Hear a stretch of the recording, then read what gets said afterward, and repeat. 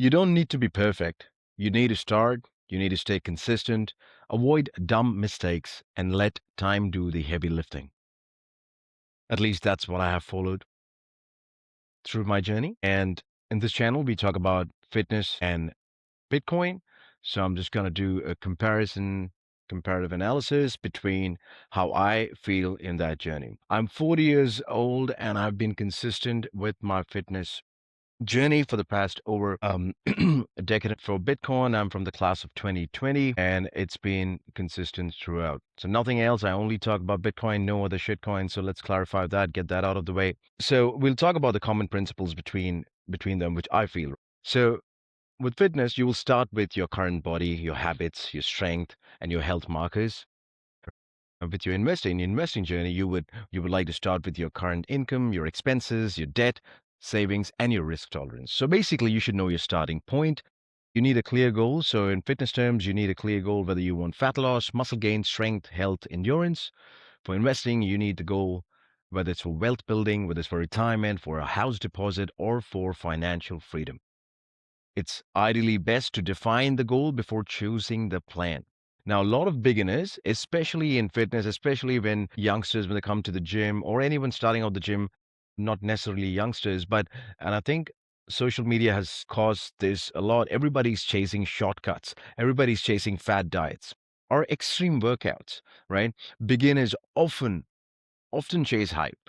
And, you know, in trading, let's say if you do the comparison in trading, they'll chase hype, leverage trades, quick profits, meme coins, random crypto shit coins, those who give you guaranteed returns, right? Just like a diet would tell you, all right, you're gonna lose all your fat in the next 60 days, or you're gonna gain like 25 pounds of or 25 kilos of muscle in the next, couple of weeks.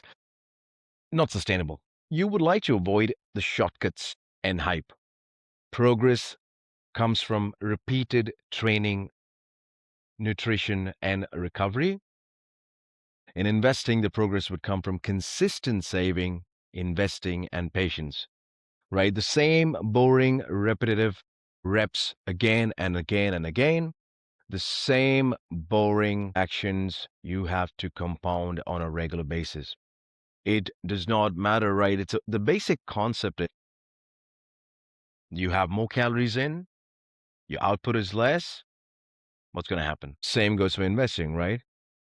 You're going to spend more than what you earn, there's no chance that you're going to invest. So you want to spend less than what you're earning.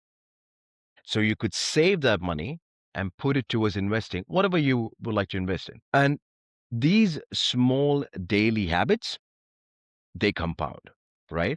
So these small daily habits, they will compound the steps that you take, your protein intake, your sleep, your workouts, your regular investments that compound over time.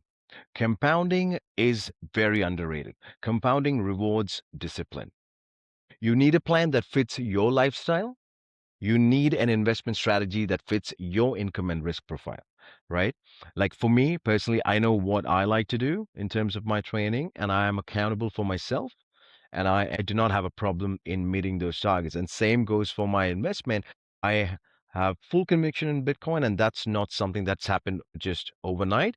It's been due to repetitive due diligence, a lot of reading, a lot of listening, and understanding what the protocol is. The best plan would always be the one that you stick to. Results would be slow at first in terms of your fitness or investing. The results are always slow. Then they become visible over time. Slowly. Wealth growth may feel slow early, then it accelerates with compounding. So patience. Patience is the common factor here. Patience is essential. Emotional decisions, right? Emotional decisions would hurt your progress.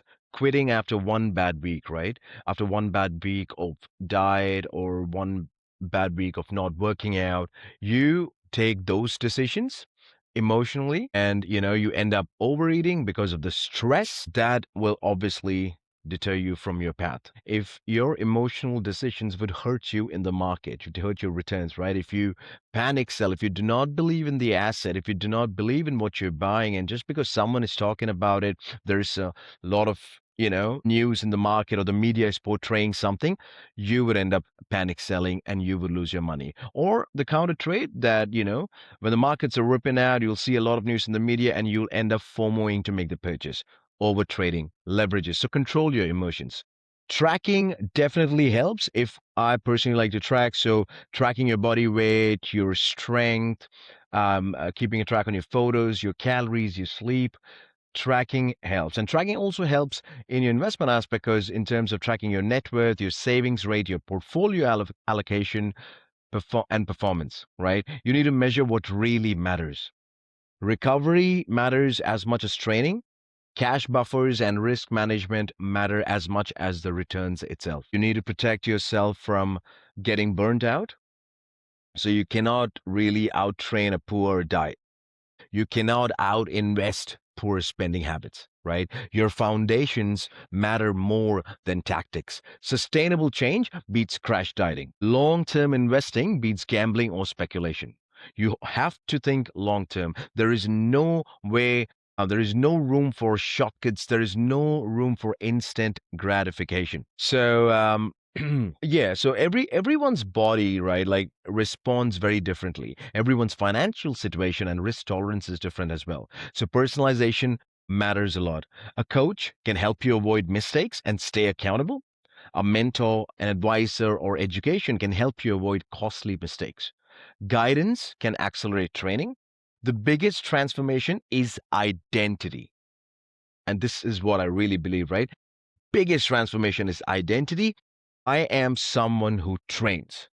That's an identity I like to associate with. I am someone who is in the process of building wealth, generational wealth. That identity drives your behavior. Again, you don't need to be perfect. You need to start. You need to stay consistent, avoid dumb mistakes, and let time do the heavy lifting. And as always, at Stack and Strength, we say stack sats, build strength, and own your life. So in the gym, you will build muscle through repeated reps. In investing, you will build wealth through repeated decisions, smart decisions. Both of them reward discipline, patience, and proof of work. So, guys, stay safe, stay humble, stack sats, and build strength and own your life.